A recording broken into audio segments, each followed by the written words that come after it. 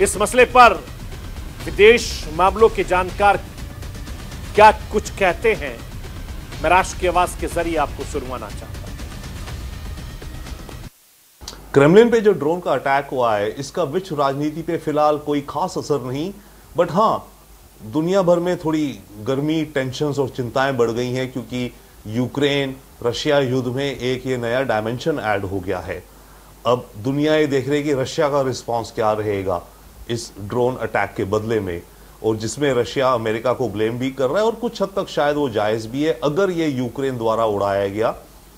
क्योंकि जितनी Ukraine war चल रही है इसमें American intelligence, American satellites, England के इंटेलिजेंस और सैटेलाइट्स और इनके मिलिट्री एडवाइजर्स कीव में बैठ के यूक्रेनियन आर्मी के साथ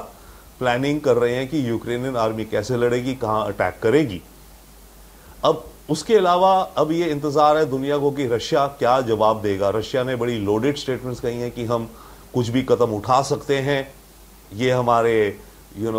हमारे हार्ट के ऊपर अटैक है, हमारे लीडर पे अटैक है। परंतु रशिया की हिस्ट्री देखी जाए पिछले 1.5 साल की, तो जितनी वार्निंग्स रशिया ने दी हैं उनके पीछे रशिया उनको कुछ खास फॉलो अप नहीं कर पाया, कोई बड़ा तगड़ा हैमर जैसा जवाब नहीं दे पाया रशिया। इसका ड्रोन का अटैक का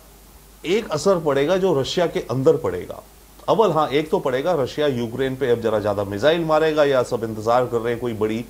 एक असॉल्ट फ्रेश लॉन्च करेगा। पर उसके अलावा रशिया के अंदर फर्क पड़ेगा कि हो सकता है पुतिन की सरकार ये डिक्लेयर कर दे कि अब ये स्पेशल मिलिट्री ऑपरेशन नहीं रहा, अब यूक्रेन में जो अब हम कर रहे हैं ये एक वॉर है। या तो उसका मतलब क्या है? शायद उसका एक आध दो मतलब है। एक मतलब है कि अगर वॉर डिक्लेयर कर दी तो रशिया के अंदर पुतिन मार्शल लॉ या इमरजेंसी डिक्लेयर कर सकते हैं, जो वैसे भी चल रही है कुछ हद तक, बट एक प्रॉपर मार्शल लॉ डिक्लेयर हो जाएगी, भाई वॉर है।